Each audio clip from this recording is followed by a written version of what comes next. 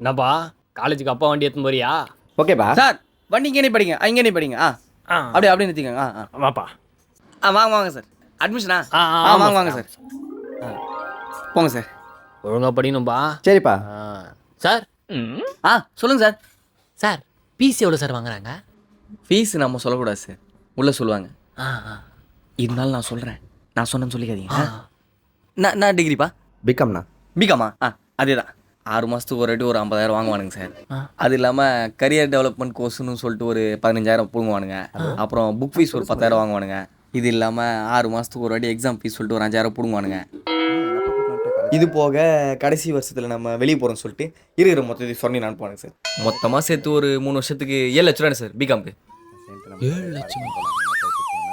எங்கள் அப்பா அதெல்லாம் எதுவும் தெரியாது. Okay sir. நம்ம சுத்தலாம் ஜாலியாக.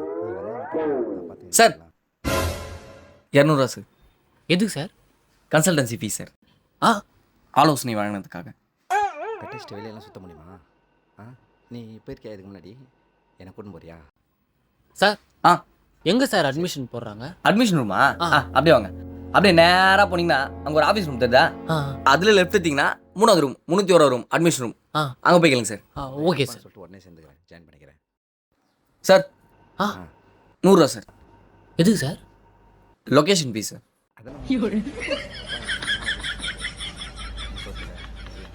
Okay sir.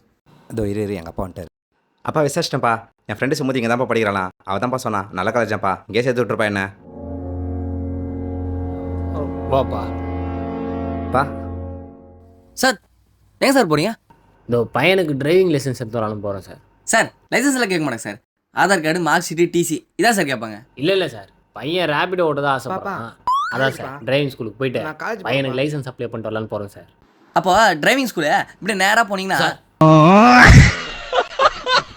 பார்த்து போங்க சார். அப்பா சுமதி இங்கே தான்ப்பா படிக்கிறா. படிக்கிட்டு விடுப்பா. சார் டீ செலவுக்கு ஏதாச்சும் பார்த்து பண்ணுங்க சார். இல்லையேப்பா, எதுவுமே இல்லையே.